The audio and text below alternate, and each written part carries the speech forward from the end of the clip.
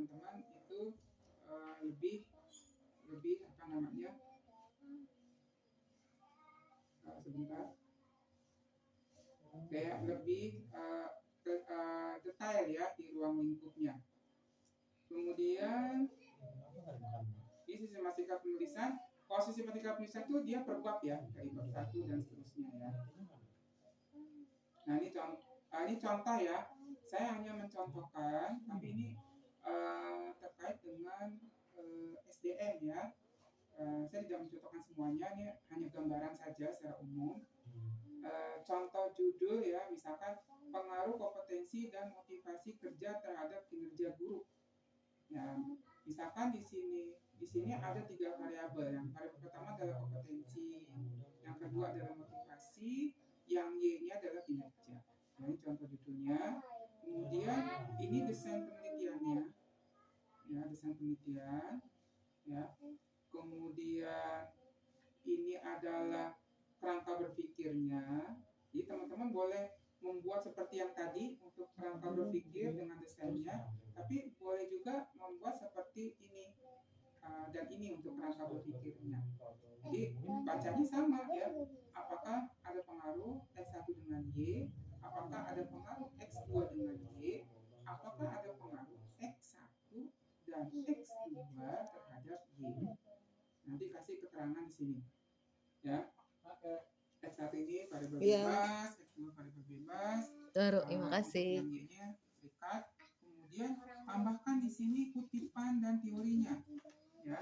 Oh, ini motivasi teman-teman ambil dari teori Maslow. Diambil dari Robin.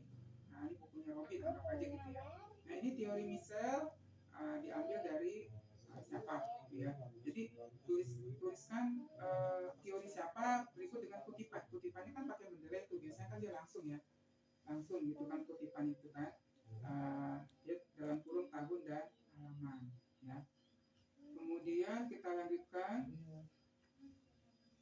Oh ya, untuk menilai itu menggunakan APA style ya. Nah, untuk APA style kalau ini kayaknya dia nggak menggunakan APA style ya. Disesuaikan dengan outline-nya skripsi saja gitu ya. Kemudian ada hipotesis, tadi udah dibahas ya hipotesis ya. Nah, bisa di sini diduga ya, apakah ada, nah begitu boleh ya, diduga kompetensi dan motivasi kerja berpengaruh terhadap kinerja guru, misalkan diduga kompetensi berpengaruh terhadap kinerja guru gitu. Nah ini hipotesis. Nah ini untuk hipotesis tadi ada 3 ya, yang saya bilang HO1, HA1, HO2, HA2 dan seterusnya ya. Kemudian yang paling penting adalah kalau untuk yang kuantitatif statistik ketika penyebaran untuk penyebaran kuesioner itu kuesioner tidak boleh asal bikinnya ya. Nah yaitu menggunakan skala apa ya, ada skala nominal kah, ordinal kah, interval kah, rasio kah, atau yang lainnya gitu. Nah biasanya teman-teman itu menggunakan skalanya itu skala ordinal ya, atau Likert ya. Ordinal dengan Likert itu sama, jadi dia itu pilihan itu ada 5 ya, misalkan contohnya sangat setuju, netral, tidak setuju, sangat tidak setuju. Misalkan 5 itu sangat setuju, 4 itu setuju, netral itu 3, terus 2 itu misalkan tidak setuju, 1 itu sangat tidak setuju, misalkan itu kalau yang ordinal dan Likert ya. Nanti dari angka-angka yang dipilih ya dari penyebaran kuesioner oleh responden itu nanti dimasukkan ke dalam tabulasi gitu ya. Nah ini operasional variabel ya, operasional variabel ini hanya contoh saja. Kebetulan di sini ada variabel dimensi indikator skala. Namun nanti teman-teman ngikutin outline ya. Ada variabel dimensi indikator skala item kalau nggak salah ya. Nanti ada format di bawahnya ya. Ini hanya contoh saja. Saya ambil dari penelitian orang lain ya. Nah di sini variabelnya contoh misalnya kompetensi guru, dimensinya apa ya. Nah misalkan dimensi yang pertamanya itu pedagogik, indikatornya apa, indikator yang pedagogik itu, nah skalanya apa gitu ya. Nah ini nanti tambahkan sini item dari kuesionernya ya, misalkan dalam merencanakan program ya, indikator pertama dari dimensi yang pertama itu adanya di kuesioner nomor 1 gitu misalkan. Di sini kuesioner nomor 2, kuesioner nomor 3 dan seterusnya begitu ya. Nah, ini harus merinci ya di operasional variabel gitu ya. Makanya ketika teman-teman membuat landasan teori untuk variabel itu harus carilah teori yang lengkap ya, ada dimensinya, ada indikatornya. Jadi teman-teman nggak pusing-pusing gitu ya.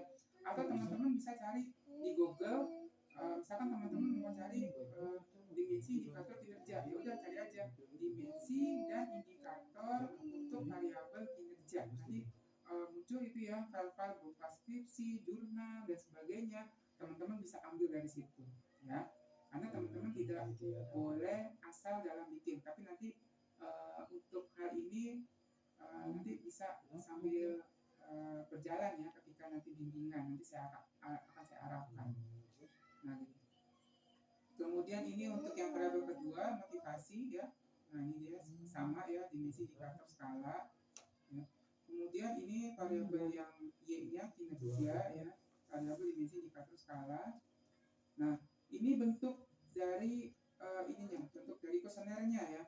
Nah, ini kuesioner ya. Pertama ada identitas responden. Dalam kuesioner itu teman-teman tidak boleh menanyakan nama ya. Jadi situ tidak boleh nama siapa gitu, nggak boleh ya.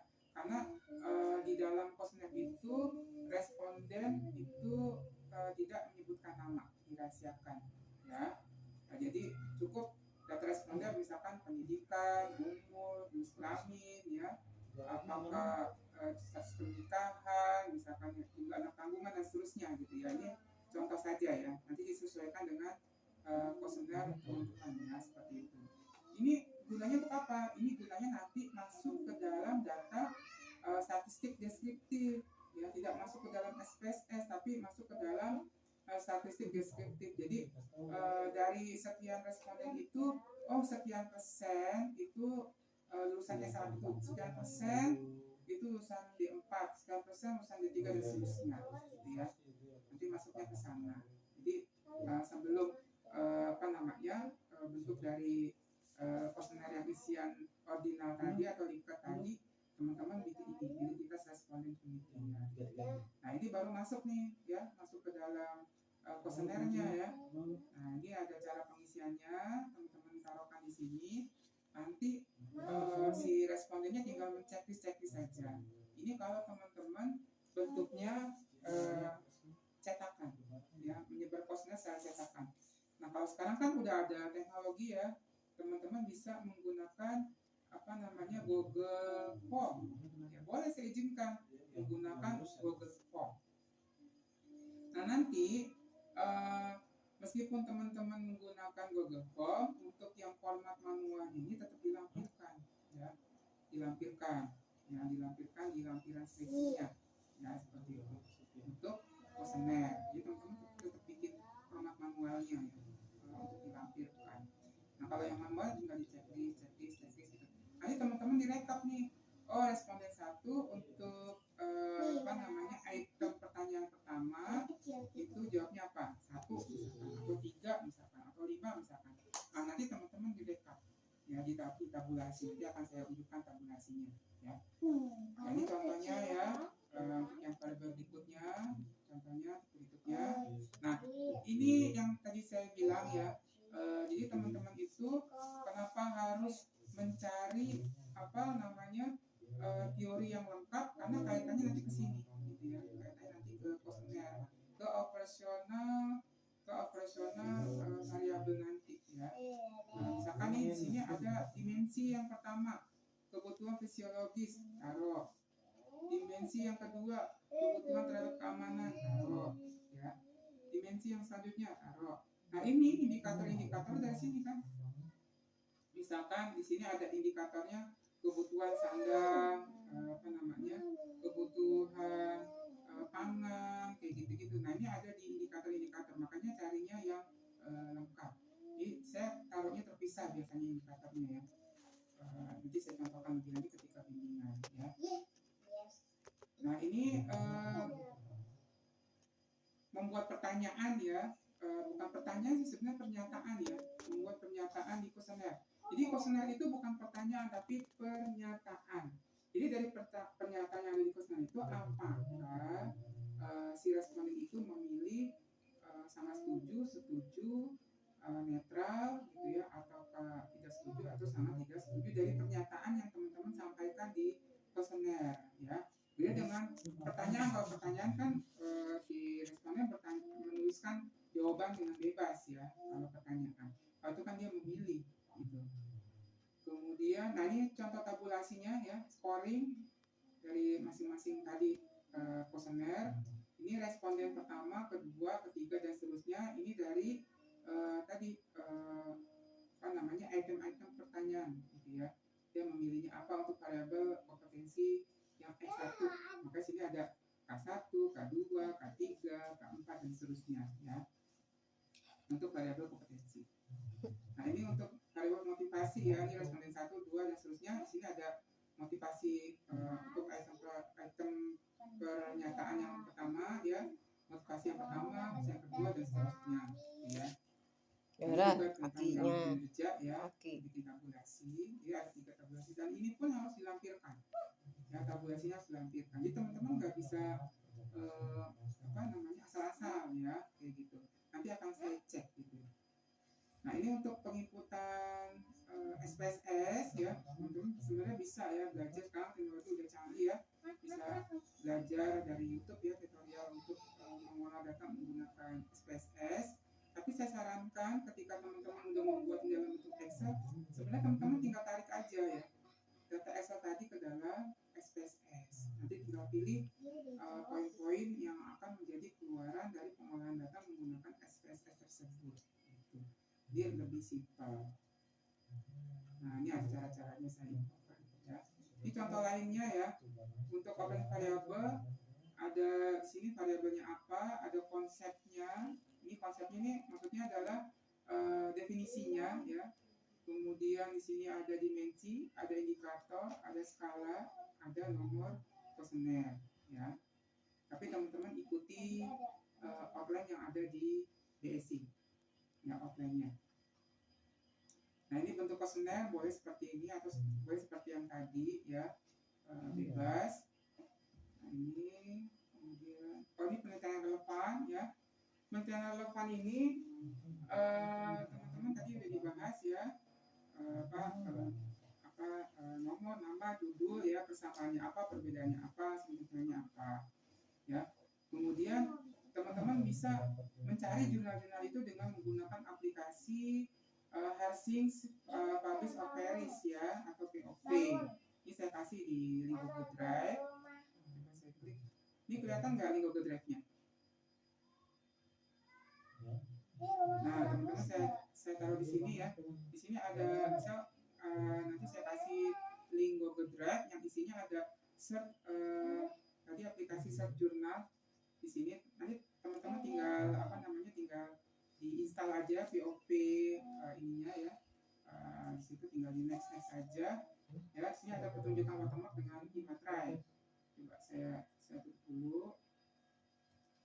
Coba sebentar saya stop dulu ya.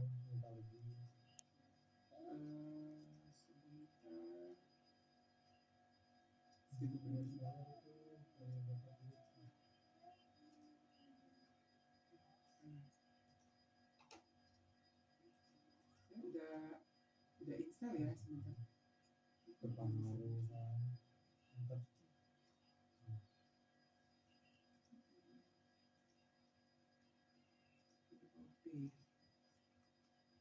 Nah, ini dia nih ya.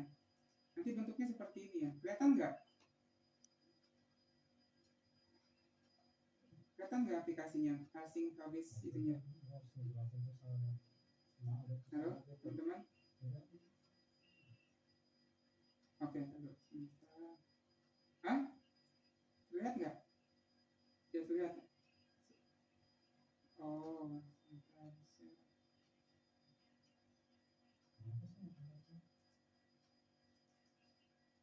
Sekarang terlihat? Udah ya. Nah, ini hasilnya ya. Nah, teman-teman nanti dengan aplikasi ini untuk mempermudah teman-teman juga ya. Jadi misalkan teman-teman ingin cari jurnal terkait dengan apa? Oh, saya ingin mencari yang terkait dengan variabel apa? Misalkan kinerja, gitu ya. Bisa aja kinerja. Bisa juga tulisin judul teman-teman boleh. Misalkan pengaruh motivasi dan apa? Kompensasi terhadap kinerja misalkan. Nanti tinggal di search aja. Klik search, jadi akan cari. Nah, jadi nggak usah pusing-pusing ya. Nanti keluar nih, tuh keluar jurnal-jurnal yang terkait dengan itu. Ya jadi jangan bilang ke saya nanti pas bimbingan kok saya bingung cari cari jurnal yang terkait dengan skripsi saya. Nah, kan mungkin ya, ini banyak banget dari di sini ya. Oke ya, nanti kalau bingung silakan tanya. Nah, kurang lebih seperti itu. Nanti tinggal kalau udah nanti teman-teman tinggal buka aja dari sini, langsung dari sininya ya. Kan ada linknya sini kan. Tinggal dibuka jurnalnya atau bisa langsung di-download filenya. Nah, seperti itu. Oke, saya balik lagi ke materinya. Kalau ada yang tanya silakan tanya nanti ya.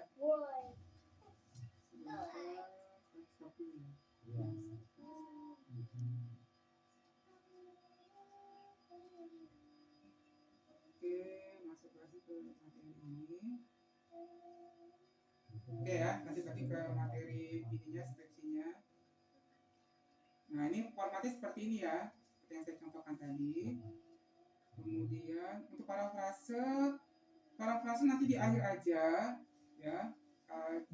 Jadi teman-teman fokusnya penyelesaian bab 1, bab 2, bab 3 dan sampai selesai. Parafrase nanti ya, pemimpin nanti, itu jurnal nanti gitu ya. Jadi fokusnya ke situ dulu karena kita waktunya sebentar ya, cuma 3 bulan ya, nggak lama. Jadi teman-teman bisa menggunakan ini ya, alat bantu parafrase secara online ya, ada ya, saya contohkan salah satu aja ya. Benar banyak ya parafrase, atau parafrase di Turnitin juga ada ya, parafrase Turnitinnya, cuman dia itu yang pro ya, yang agak mahalan ya, karena Turnitin itu kan dia aplikasi berbayar ya, seperti itu. Tapi teman-teman bisa cari parafrase yang gratisan secara online, atau nanti ada trik-trik lain ya, nanti kita akan di akhir kan ada bimbingan lagi ya, bagaimana cara untuk mengurangi tingkat plagiarisme yang masih tinggi ya ketika dicek Turnitin. Tapi itu nanti aja dibahasnya ya, tidak sekarang. Oke, selesai. Ada pertanyaan sampai di sini? Silakan jika ada pertanyaan. Ya, silakan.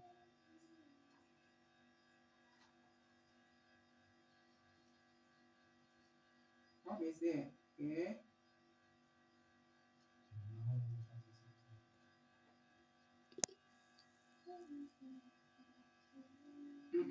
Ketiga.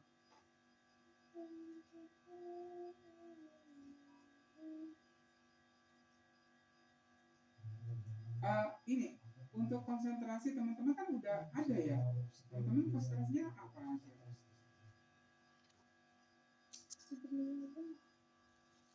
Iya. Jadi misalnya gini ya. Misalkan teman-teman itu konsentrasinya itu misalkan SDM, maka teman-teman buat judulnya yang terkait dengan SDM. Gitu. Nah, kalau misalkan teman-teman konsentrasi itu konsentrasi jurusan ya. Misalkan teman-teman kan prodinya manajemen, tapi kan jurusannya itu konsentrasinya apa? Karena di manajemen itu ada 3 kan, ada marketing, ada keuangan, ada satu lagi SDM. Jadi judul itu harus wajib sesuai dengan konsentrasi jurusan, gitu. Makanya saya minta teman-teman isi link tadi, link Google Form tersebut untuk saya cek itu apakah judul yang dipilih itu sudah sesuai dengan konsentrasi jurusan. Karena nanti kasihan kalau nggak saya cek, kenapa nanti teman-teman capek-capek udah sampai bab 3 ternyata nggak sesuai gitu ya. Nah berarti teman-teman harus bikin dari ulang lagi, sedangkan kita kan terbatas sama waktu ya, hanya 3 bulan.